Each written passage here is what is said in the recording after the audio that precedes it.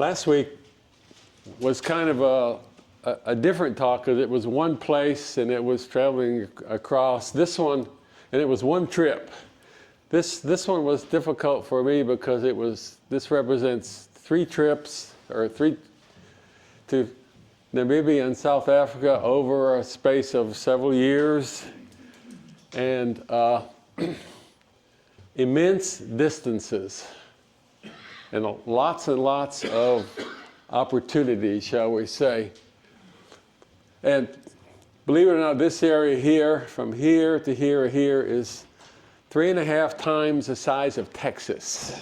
So it's long distances of travel. So to get from here to here is a 3-hour flight, you know. So it's challenging.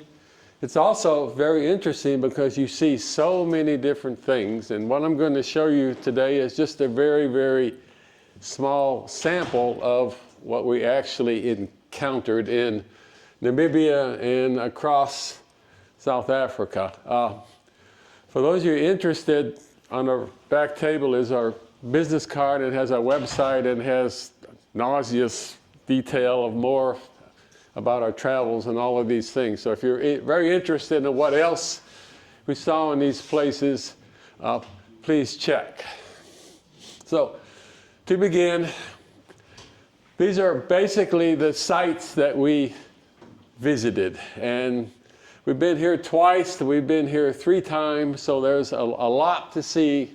South Africa. South Africa is a very, very interesting place culturally,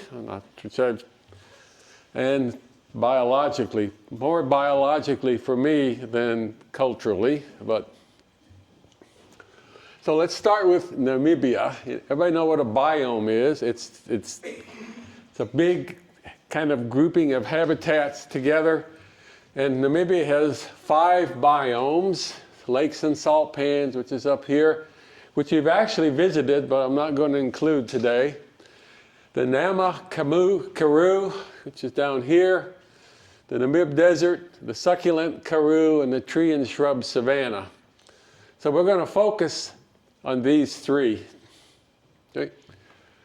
Particularly the succulent Karoo and the Namib Desert. And then most of this is the tree and shrub savanna, which is mostly of this area right here.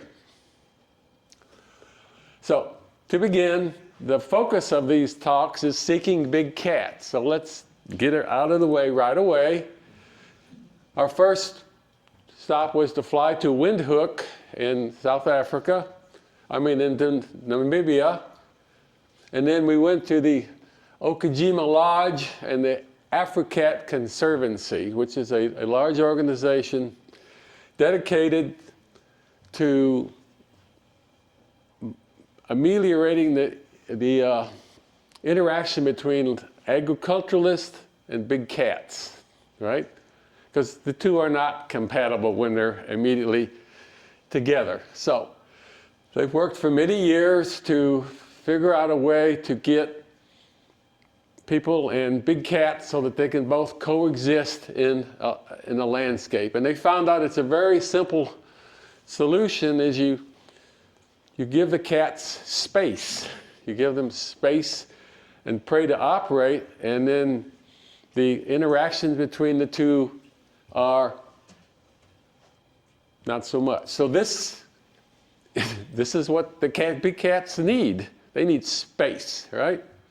We're sitting on this whole thing here is part of that Africat Conservancy, and it's one gentleman's landscape. He owns it all, 40,000 square kilometers, and there's a fence around most of it to keep, it's more to keep cattle out than the big cats in, and everything else is just a natural system. By the way, that's that African savanna. And there's lots and lots of animals here, lots and lots. There are lions, but the lions are kept isolated in a certain part. The main predator here is the leopard, and you notice all of these impala are very, very observant. If you're not observant in Africa and you're a prey item, you're dinner. So immediately, leopards. We spent 3 days, 4 days tracking leopards. And each of a lot of the leopards here have radio collars on them because this is a research institute. So they're trying to, so we spent a lot of time with an antennae, back and forth, trying to find them. And tall grass. It's a tall grass savanna, so it's extremely difficult, and cats are very, very cryptic. So eventually, we saw 5 or 6 different leopards. And during the day, it's very difficult to find them because they're resting. We also came across this phenomenon, which our guide said was extremely rare to see leopards mating. Okay, and the mating in leopards is a very, very interesting affair because the male usually comes away with bloody scars. Okay, I'll show you. It's hard to depict with still photos. So there's the mating act, and here the female turns over afterwards and swipes at him. So here's what Sue took a video. It's what it looks like.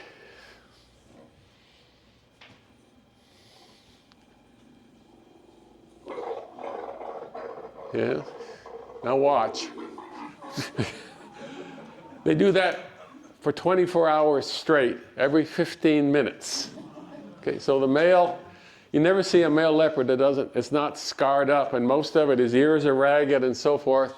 It's from these mating rituals with the female. And for us, it was an interesting thing to see and very rare to spot. Also in this habitat were lots of prey items. This is a kudu, way too large for a leopard, although baby kudus are fine.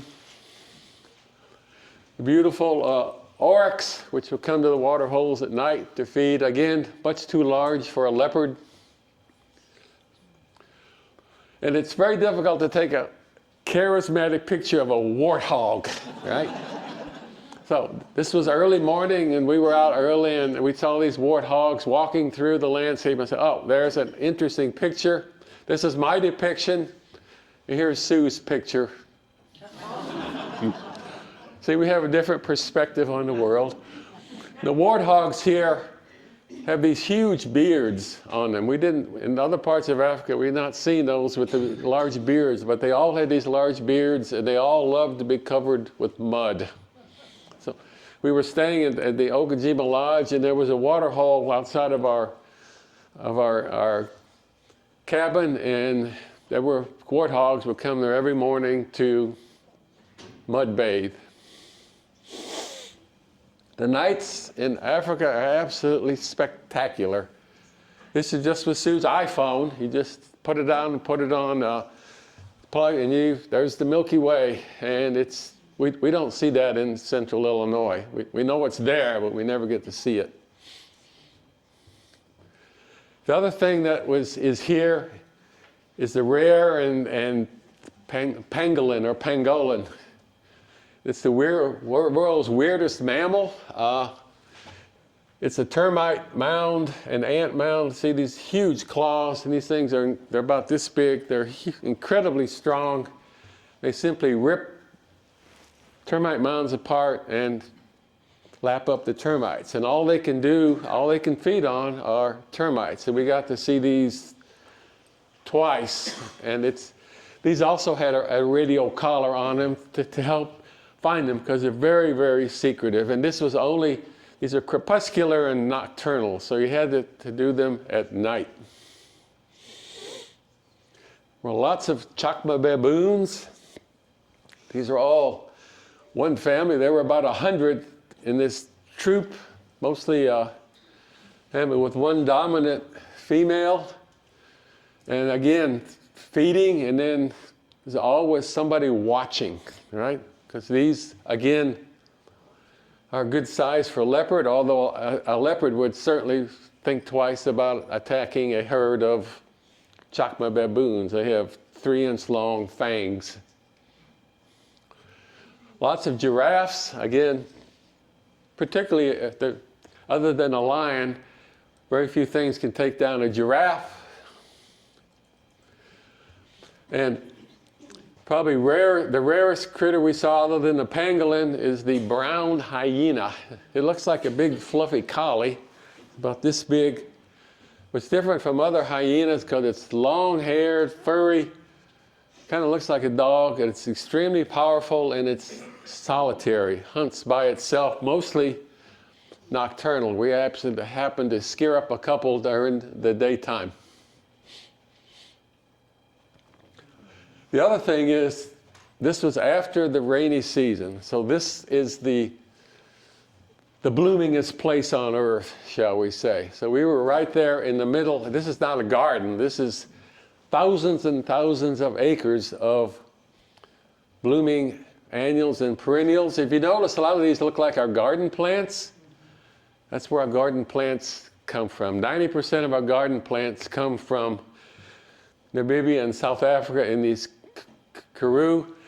They're not very tall. They're only about 18 inches tall, and they're all on these wiry stems. So you can walk through these, and it doesn't do anything. They just pop right back up. And it was if you're interested in flowers and so forth, there are 9,000 species. We did not bring a field guide to the flora of Namibia and South Africa because it weighed like, we have one, it weighs like 12 pounds, you know. So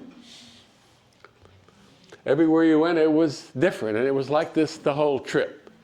So if you were bored looking for animals, there was always something to see. Along the coast of Namibia, it's called the Skeleton Coast, and you've seen it on many huge sand dunes, 1,000-foot high sand dunes. This is the Namib Desert. This is the oldest desert on Earth, and it almost never rains here, 5-6 millimeters a year. And yet there are organisms here that exist, and they exist because every morning off the ocean's right over here, and the water is cold. Cold water, warm land, what do you get? Fog. So every morning this landscape covered with fog, and it condenses on everything.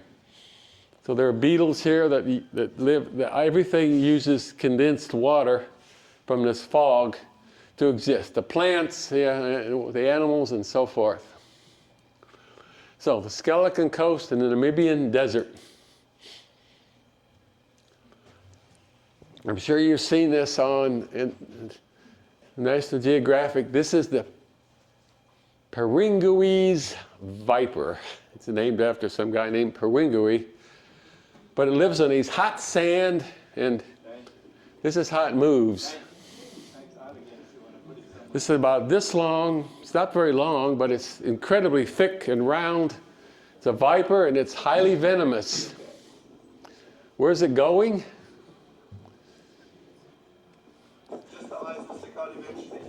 Anywhere that's hidden. Did you notice? It gets in there and it buries itself, and all you see is this. Got this venomous, highly venomous snake hiding, and then when it's settled in, it sticks its tail out of the sand and wiggles it. And when a prey item comes to see what's wiggling, that's how it feeds. Right? We saw this many different times. It was hard to find them. You had to chase them around the desert. We saw them several times. But sometimes they would bury themselves and they wouldn't come up to the surface just yet. So it was interesting. You also notice here the sand is round. You notice how easy it was for them to bury, which means the sand, these dunes are extremely difficult to hike in because you take one step forward and you slide back. The sand is round, it comes from the ocean. Here's one of its prey items. This is the Namakwa chameleon. This one is in its resting mode. You notice it's colored. You know, we saw these, and it's just walking around the desert. And I asked our guide, and he says, "Oh, this is great. This is a big lizard. I've always wanted to see a chameleon feed." He says, oh, well, we can help you. He pulled out his pocket and had a little vial and had a mealworm in it. He said, watch. So I'll show you the kind of the background here on how some of these things. You also noticed he changed color. He changed color almost immediately. This is in his feeding mode. He's walking around on the hot sand. It's a shadow. Here's me. There's the mealworm. I know it's staged, but still.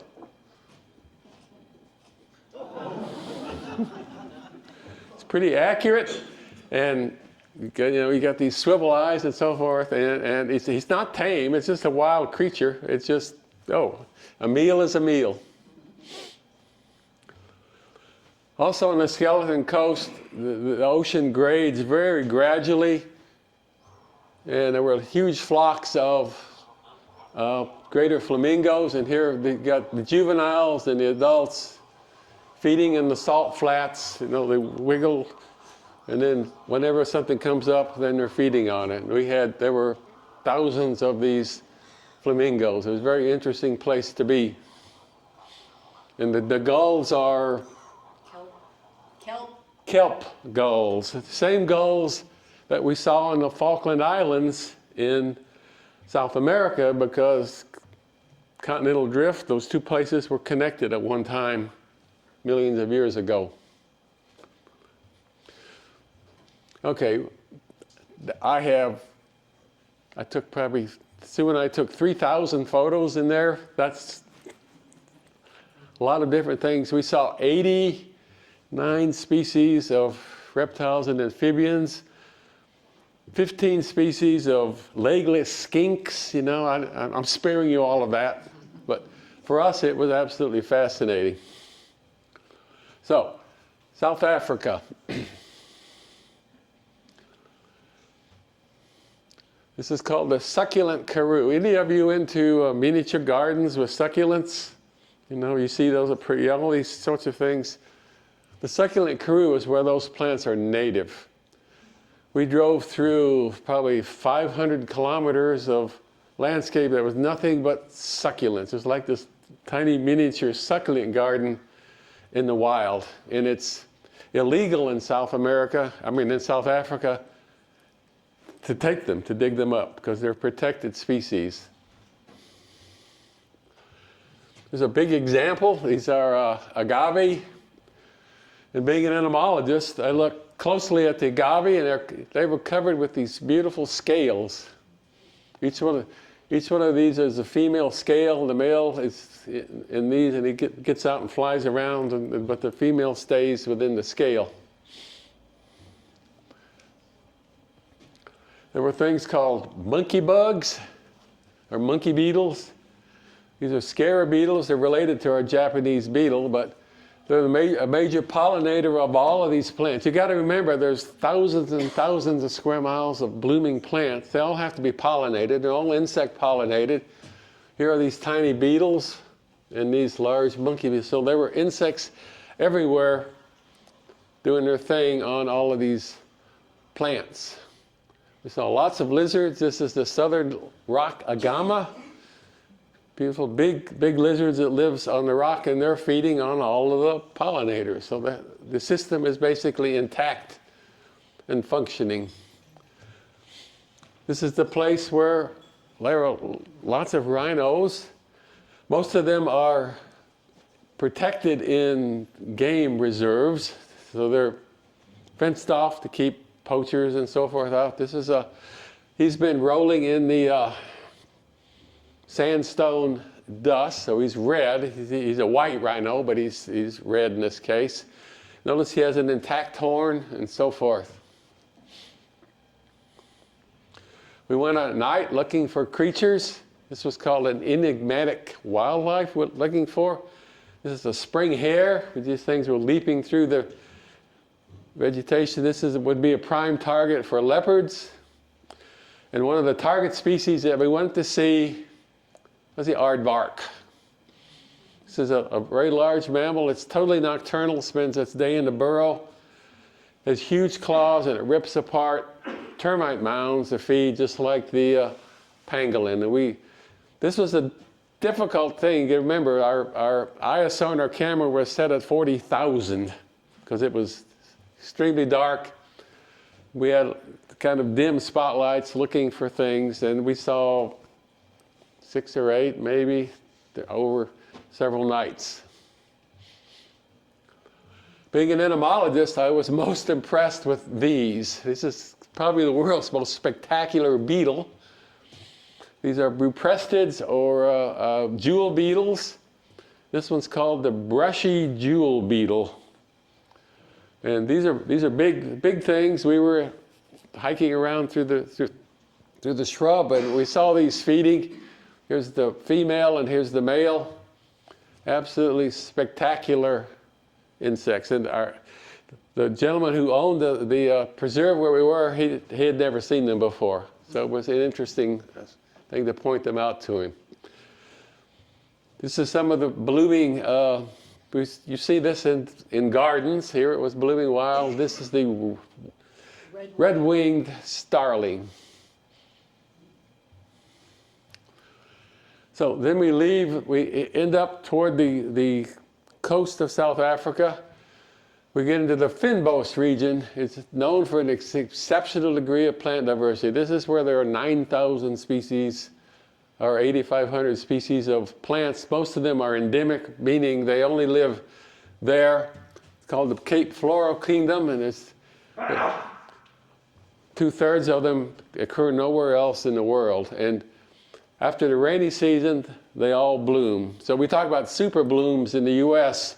Every year in this area of Africa is a super bloom. And things that we see normally in our gardens, just amazing. You notice the succulents, they're all succulent. And there's nowhere to walk where you're not walking on flowers. So we went to a place called West Coast National Park. We went to see a rare antelope called the buntybok. There's actually, you see there's 2 here. You see the 4 horns. It's a very colorful, and it's not cryptic at all. They stand out on the landscape, but they're fairly large. Probably a predator would think twice about attacking a large buntybok. If you want to see a sampling of the South African landscape, this is Cape Town. This is the Kirstenbosch Botanical Garden. It's probably the world's best botanical garden. And it's known for its collection of, I've lost the word. Oh, protea? Proteus. We see these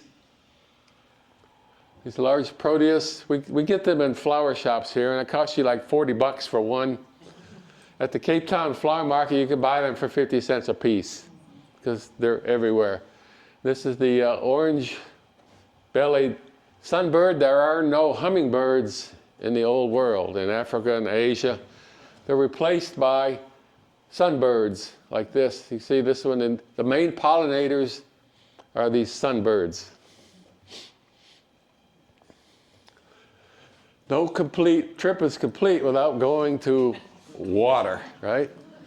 And in South Africa, water is at a premium, so we went to the Cape Town sewage lagoons. I love mass spectacles of wildlife, and it was reported that the Cape Town sewage lagoons were a haven for flamingos, and they were all this nice pink color, unlike the ones we saw in Namibia, which were not, these are all feeding on pink shrimp. And this is the Cape Town sewage lagoon. If this was in the US, this would be a national park. And there were thousands and thousands of ducks, cormorants, and pink flamingos.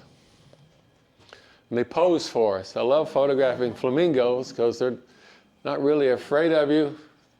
They all just kind of do their thing and let you do their, as a wildlife photographer, it's a paradise. Agricultural South Africa. Agriculture in South Africa puts the US to shame. It literally does, because they have immense resources for workers. They grow everything, and they grow it in a diversity of different ways. It's not just monocultures. But we went across agricultural South Africa, not to see the agriculture, although it was coming from central Illinois, I was very impressed with it. But if you look in the grocery store in your wine, a lot of the wines and vineyards and so forth, everything comes from South Africa. But we went to see the national bird of South Africa, it's the wheat field, the blue crane. And they perform for us. They're huge, this tall, interacting with each other. See the cows in the background. These guys were just playing. They were juveniles, and they were practicing on being blue cranes. You see, they're gathering nest material and so forth, and interacting with each other. And it's an incredibly interesting and beautiful crane. See, look, these just perform. We were in a car, maybe 30 feet away or so far, just watching them. Okay, and then somehow we made it from Cape Town to Kruger. That's a long story, and I didn't include it in this talk. But Kruger National Park is big, right up here, right on the border. Almost 8,000 square miles. Illinois is 35,000 square, something like that. But anyway, it's pretty good size. Here's all the organisms of all the main things that people come to see Kruger. There's 27,000 buffalo, 18,000 zebra, 5,000 giraffes. Let's see, hyenas, 2,000. What am I looking for? Rhinos, 7,000 to 12,000 rhinoceros. That's quite a bit. African wild dog, 150. And this is where you go to see the big five, right? The African buffalo, the rhino, the elephant, the leopard, and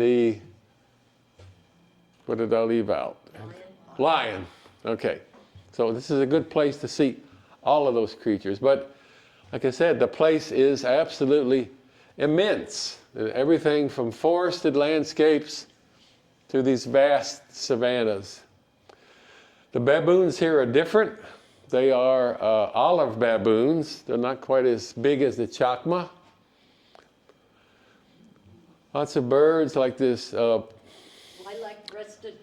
lilac-breasted roller. And the males are these birds are everywhere. If the male, to get the female to mate or be interested in him, he has to bring her a nuptial gift. And it's usually an insect, and he presents it to her. And if it's the right thing, then things go on as they should. There's also a violet roller. This one is also, the male has a nuptial gift like this large grasshopper. It was interesting. It was in the dry season. Being an entomologist, we were looking all over for insects, and we couldn't find any. And every bird and every organism we saw them had them in their beak. So they were far better at it than I was. Yellow-billed hornbills. This is a large. These things feed on fruit, insects, and whatever they can find. And different hyena here. This is the spotted hyena.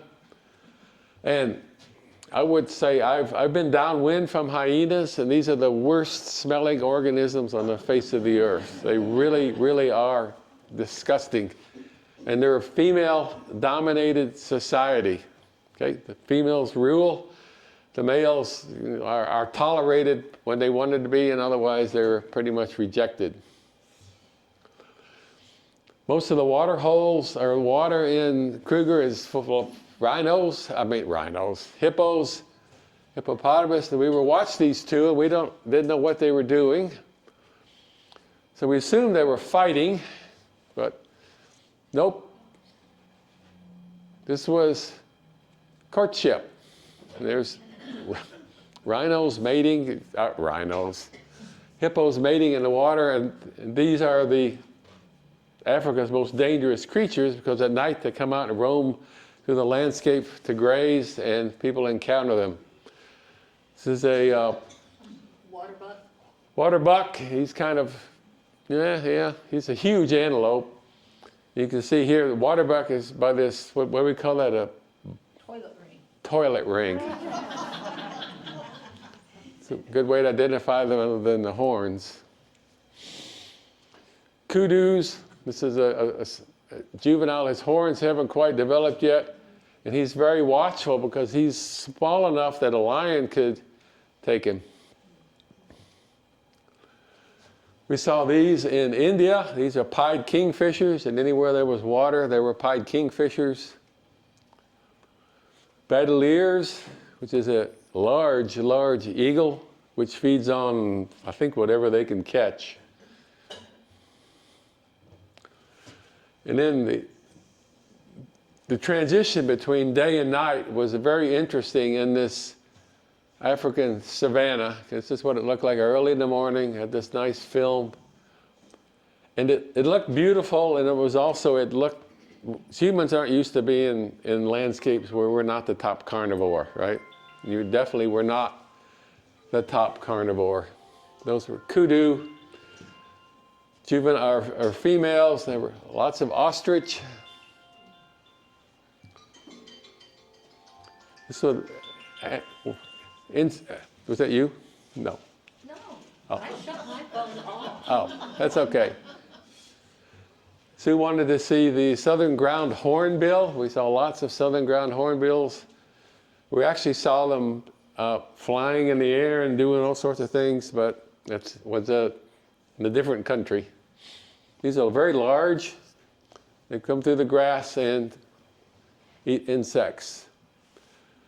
I wanted to see oxpeckers. It's one of the things I wanted to see. And Kruger, it was no-brainer. There were two species of oxpecker. This is the yellow-billed oxpecker. It's on a giraffe. These birds have very sharp claws, and they come up and down. They're feeding areas on large mammals, and they're gleaning ticks and lice and other things. Here's a whole bunch. These are yellow-billed oxpeckers, and here's a red-billed oxpecker. And our guide told us, I don't know if he was just spoofing us, and he said, you can tell how old a giraffe is by how many oxpeckers it has, because the older they get, their immune system declines, and they get more parasites, and so there's more oxpeckers. So this was definitely an old giraffe. Some of them had 50, 60, 70 oxpeckers running around them. But it's interesting, the only large animal in Africa that doesn't have oxpeckers are elephants. Elephants will not tolerate them because their skin is too sensitive. They have these little claws, and the oxpecker gets on an elephant, and the trunk goes around and plucks it off, or the tail knocks it off. So there are no oxpeckers on elephants. We entered the park down here. We went up to where's the Oliphants River? Trying to see. It's up here somewhere. Probably here. And the lodge where we stayed was on a bluff 300 feet above the river. And the Oliphants River is very interesting. It's a braided stream, which means it has no real channel. It's just kind of like what's the one out west? The river runs through Nebraska. Oh, the Platte. The Platte. It's kind of like the Platte River on a giant scale. This is the Oliphants River, and it's a huge area. Here's one bank, and here's one bank over here, and it's several miles wide. And you got to remember, we're 300 feet above it on a cliff. So it's kind of like being in a drone photographing, but this was before the advent of drones. You would see elephants that, unless they were moving, you couldn't tell they were elephants because they looked just like the boulders on the side of the river. You can see here they're thermoregulating. It's hot that day. And here we saw our first lion, and well, it's actually the second. We'd seen one in Namibia earlier, several years before, but this was our first big male lion, and doing what lions do 90% of the time is sleep, right? And especially the males. This one had just woke up and noticed us. And here there are lots and lots. Remember, the most numerous organism here, the big organism is the Cape buffalo. The Cape buffalo were everywhere. Here's a herd of Cape buffalo coming down to the river to drink. Hundreds of them. And lions, when they find a herd like this, they try to find the weakest link and cause a herd to stampede and then tackle, here's the straggler. That's probably one that's not going to make it very long. We got to see elephants in the Oliphant River from a very unique perspective, and they put on quite a show. Here's mom and baby. And it was just, it's a wildlife photographer's paradise, the Oliphants River. There's mom and her siblings, which are helping take care of the young ones. Got to see rhinos basking, hippos. And hippopotamus have a very, very thick skin, but it's very sensitive to the sun. So the reason they're pink is they exude this sebaceous fluid, which is basically a sunscreen. So hippos are pink when they're out bathing in this area. This is not hippo dung, this is some other organisms. Hippos defecate in the water, and they wiggle their tail so that it disperses, and it's an important nutrient in African streams. So remember that next time you drink from an African stream. There were saddle-billed storks stalking around. And it was the dry season. Elephants eat 100 to 200, must eat 100, 200 kilograms of vegetation a day to keep them up. And in the dry season, it's mostly dry stuff. Like this one is eating a shrub, woody debris. And they chew it up.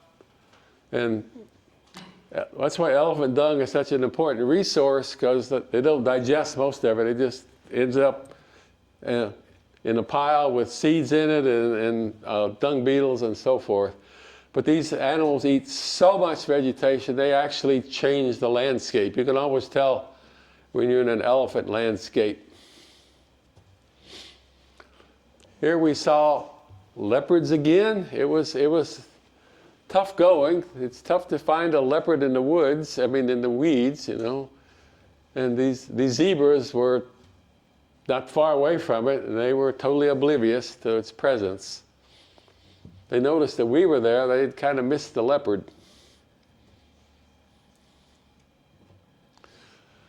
In the Oliphants River, there were Nile crocodiles. This one is 14 feet from here to here, a large male, just sleeping in the mud. And the water is so shallow that they're not sneaking up on prey. So this is the dry season, so they may not even feed during that time.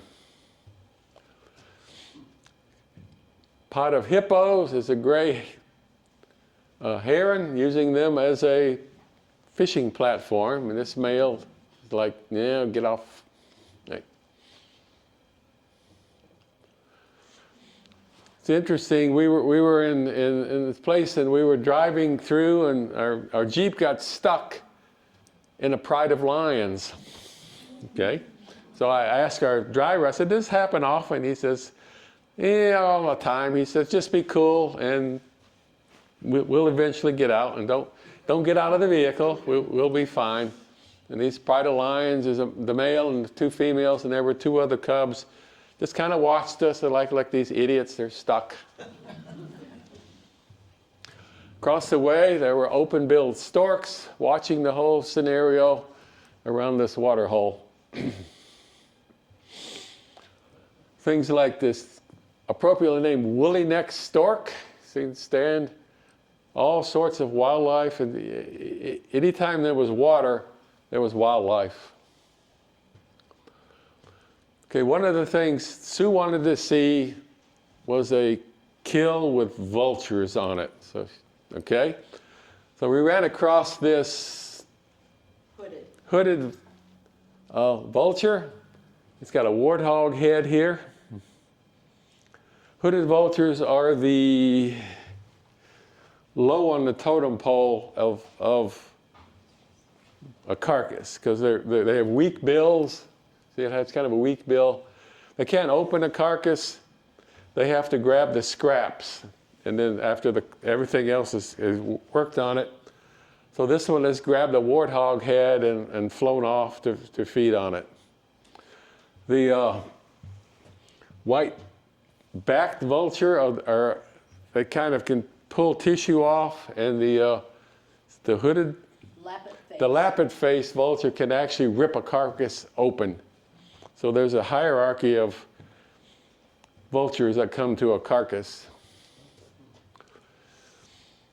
I thought this was a very African-looking scene. This is a large herd of water buffalo.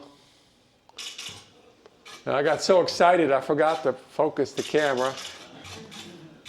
Rhino with red-billed oxpeckers feeding on it. And rhinos don't care. Elephant wouldn't tolerate this. And it was interesting. We were early in the morning, and we would come up to these things, and all the oxpeckers in the early morning would gather in a tree above the organisms, and then they would all go down in like cohorts. It was like they were choosing which animal they were going to spend the day on. It was very interesting, particularly if it was a herd of buffalo. So red-billed oxpeckers. You can see all the scratches on it. A lot of those are from, and we ran across a hippo that had a wound in it, and these things aren't above pecking the wound open and feeding on the live tissue also, so they're not as harmless as you would think that they are. It's called commensalism, when both organisms benefit, and most of the time it's true. So, to leave South Africa, we're not leaving South Africa, we're leaving Kruger, and we're driving across the border to a private preserve called Sabi Sands Game Reserve, and it's adjacent to Kruger.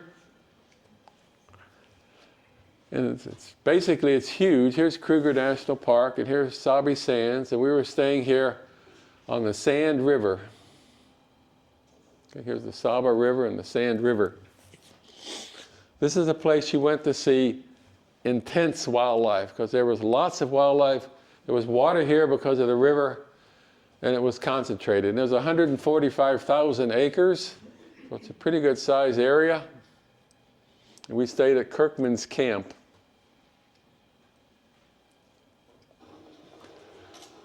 One morning, this is the view we saw coming down to the Saba River.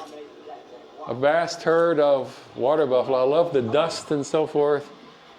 And they're all, you can tell they're thirsty because they're so excited to be at the river.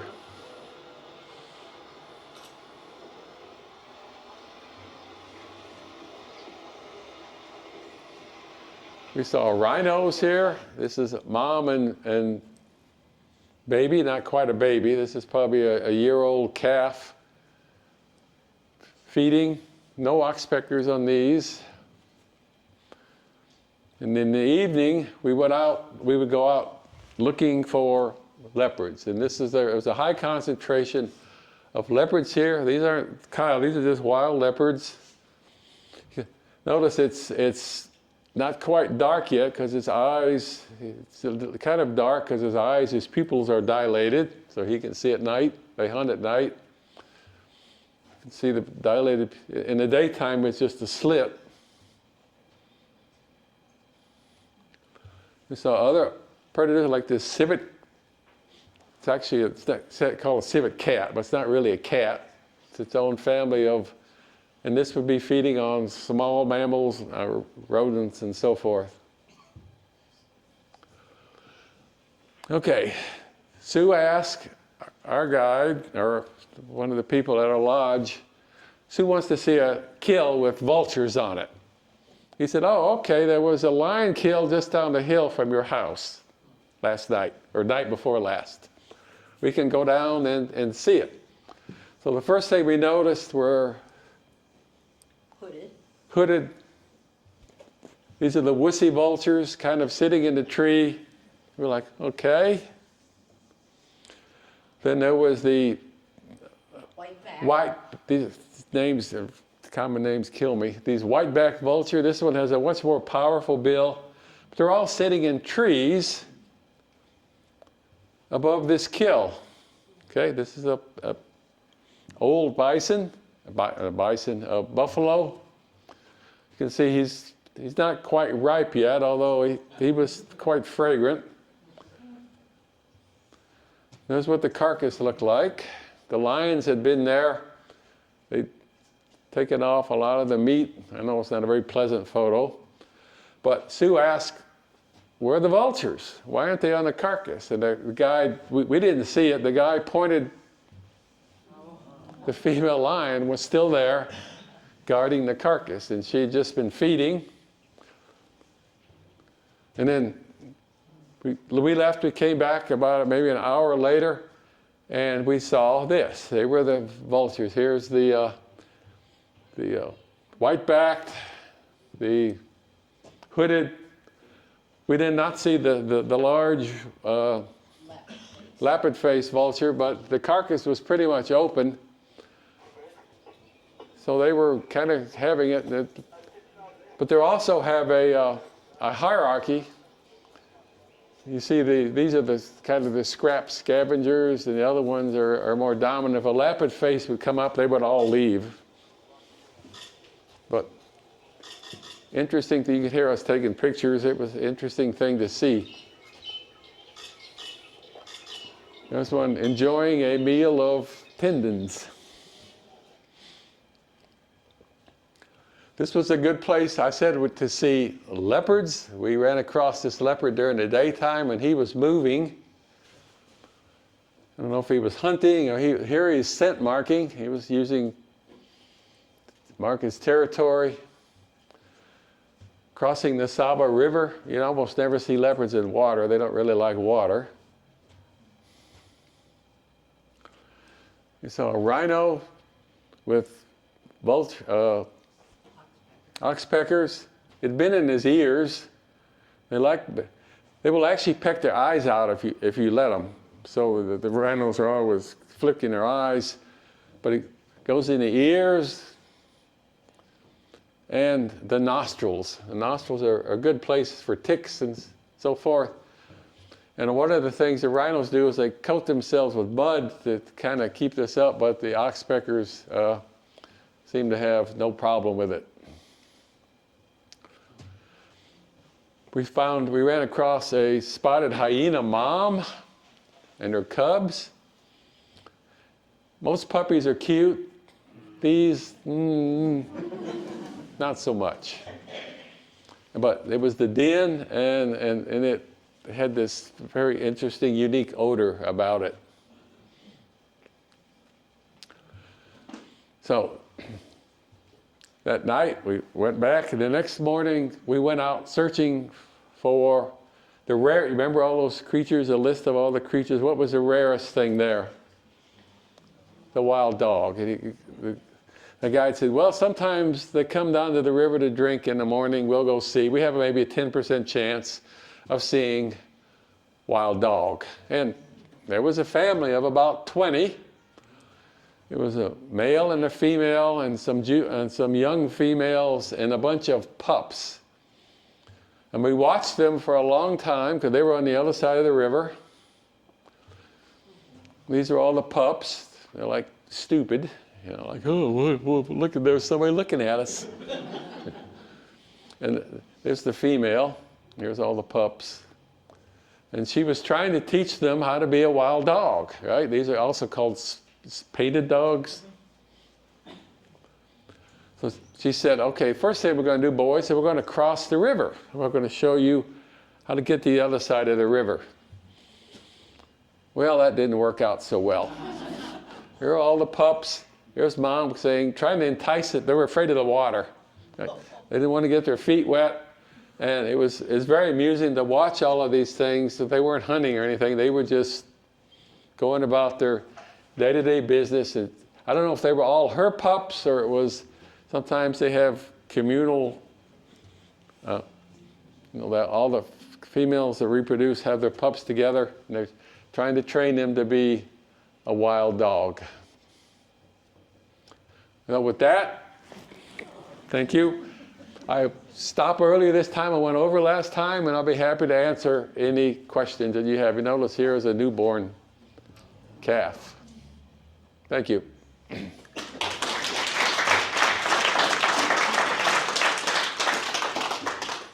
That was maybe 5% of what we saw, maybe even 1% of what we saw, but you get the idea.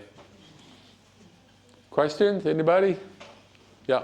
I remember several years ago reading in Smithsonian about these lion camps where they breed the lions so that hunters can come and shoot them. There's a lot of that goes on. Trophy hunting, some of the shall we say less conservation-minded farmers set up game farms and they raise trophy organisms and More than lions. so you can come shoot one. I have an interesting story about when we were in South Africa. We were traveling with this lady from Urbana, and she was a supporter of the Humane Society and so forth. We were getting on our plane to come home. There was a group of great white hunters in front of us. And one of the ladies had her gun case, and what was her name? Kelly. Kelly was talking to her, and she says, "Well, why did you come to Africa?" She said, "Oh, I came to shoot an oryx, right?" And she said, "Okay, did you get one?" She says, "No," but she said, "I shot a diker." A diker is an antelope about this tall, And Kelly looked her right in the eye and she says, "Well, why didn't you just stay home and shoot your dog?" And that's way more ironic now than it was when so never mind. We won't go there. So yeah, there's some of that. Less than there used to be. So. I don't know what it is that makes people feel important if they shoot a lion. Yeah. You go both ways, because if some of these places did not have that, then it might be all cattle instead of wildlife. Okay. It's like hunting anywhere. In Southern Illinois, there are white-tailed deer farms. Oh. It's like, really? I mean, if you can't find a white-tailed deer in Illinois, you're a bad hunter, right? And yet there are these hunting camps that have Like trophy white-tailed deer. So And it's everywhere. We stayed at a bed and breakfast in Kent in the United Kingdom, and it was a pheasant farm. She would seed the hedgerows with pheasant chicks in the spring so that they could hunt in the fall. you do know that Illinois raises, what do we raise? We raise pheasants. We used to. I think we still do. When I was a kid, there were pheasants everywhere, and there aren't anymore because they took down the hedgerows in the 70s. But yeah, we used to do that in Illinois, and then you let them go, and then. But the landscape in Illinois anymore doesn't support pheasants very well, because we got rid of all the fence rows, and so the greatest mortality of pheasants in Illinois is suffocation, because there's no place for them to get cover. And when we have these blowing snowstorms, they face into the wind, their nostrils clog up with snow, and they suffocate. because there's simply no cover for them anymore. It was one of our scientists at the survey figured that out in the 60s and 70s. When I was in Zimbabwe, on the north side, Yep. along the Kariba Dam area, they had crocodile farms. Oh yes, for leather? Yeah. Yeah. Or to sell them somewhere. Oh yeah, Food. but most of the crocodile farms are for leather. We have alligator farms in the U.S. for leather. Yeah. So when you buy that crocodile shoes or pants, that's where they're coming from. Humans have a way. It's interesting that I have this big book we got from the library here, and it said the world's most dangerous animals, and guess who's not in it? Us. Everything but humans. Anything else? Okay, next week we're going to go somewhere totally different. Brazil. And look for a totally different big cat. You can guess which one. Thanks.